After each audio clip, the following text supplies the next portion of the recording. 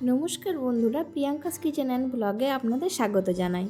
তো দেখো, আজকের এই রেসিপিটা তোমরা সাধারণত ঘরে অনেকেই করেছো, কিন্তু আমি আমার পদ্ধতিতে আমি আমার মতো করে আমি আজকে ভেটকির পাতুরি বানাবো।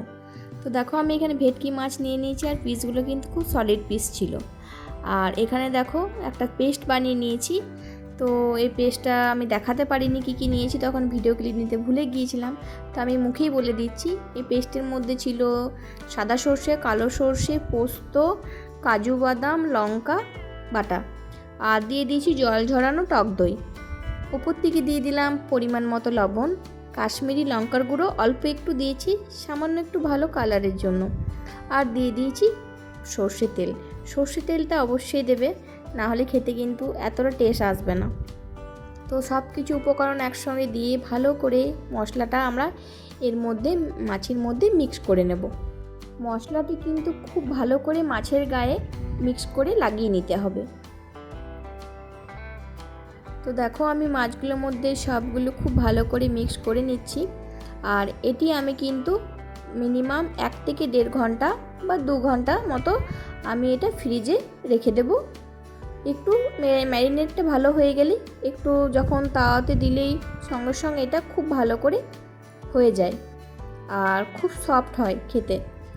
তো দেখো, আমি খুব সুন্দর করে ম্যারিনেট করে নিয়েছি।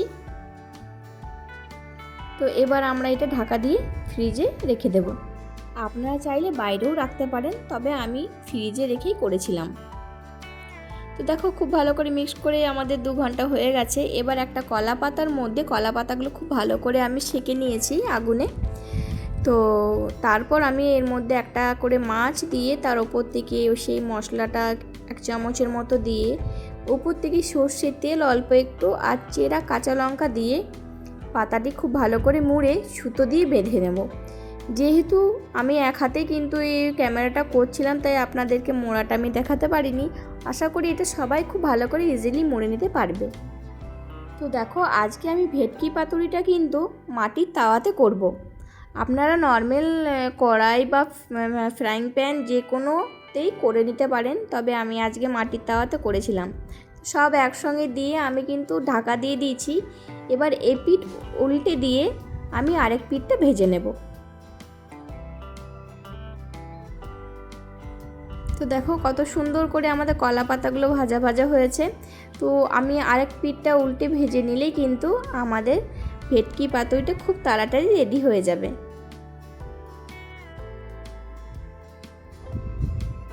আপনারা চাইলে এটা স্টিমও করে নিতে পারেন।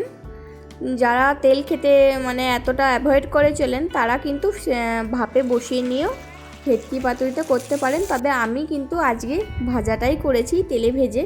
তো দেখো, খুব সুন্দর করে আমাদের কলা পাতাগুলো দেখো ওপর থেকে ভাজাও হয়ে গেছে। তো আর আমরা নামিয়েও নিয়েছি। কলা পাতাটা খুলেই তোমাদেরকে দেখিয়ে দিলাম। আর এটার আমি আলাদা করে ভিডিও করতে ভুলেই গিয়েছিলাম চটজলদিতে, যেহেতু খাওয়ার টাইমটা অনেক লেট হয়ে গিয়েছিলো সেদিন। তো সেই জন্য ডাইরেক্টলি একবারই খেতে বসে গেছি। তাই ভাবলাম যখন আজকে খাওয়া দাওয়া করছি, তাই তোমাদের সঙ্গে একটু ভিডিও ক্লিপটা শেয়ার করি। আর সত্যি বলতে মাছের পাতুরিটা খুব সুন্দর হয়েছিল, খুব সফট হয়েছিল। তো তোমরা এইভাবে বাড়িতে বানিয়ে নাও। আর সফট হওয়ার কারণ আমি বললাম যে আমি একটু ফ্রিজে রেখেছিলাম। তো অনেকে যদি কারো কাজে তাড়াহুড়ো থাকে, তো তোমরা ওভারনাইট ফ্রিজে ম্যারিনেট করে রেখে দিতে পারো। এতে কিন্তু কোনো কিছু খারাপ হবে না, বরং খেতে ভালোই লাগবে। তো এইভাবেও তোমরা করে নিতে পারো। আর যাদের সঙ্গে সঙ্গে চটজলদি করবে ভাবছো, তো তারা মিনিমাম 15 মিনিট 20 মিনিট যদি ম্যারিনেট করে রেখে দাও, তাহলেই হবে। তো চলো, তারা আমাদের তো এইদিকে একদিকে গল্প চলছে, একদিকে খাওয়া দাওয়া চলছে। তো যারা এইরকম নতুন নতুন রেসিপি তোমরা যদি পেতে চাও, তাহলে তো তারা আমার চ্যানেলটিকে সাবস্ক্রাইব করে অবশ্যই পাশে থাকবে। আর যারা ফেসবুক পেজ থেকে দেখছো, তারা ফেসবুকে পেজটিকে ফলো করতে ভুলো না।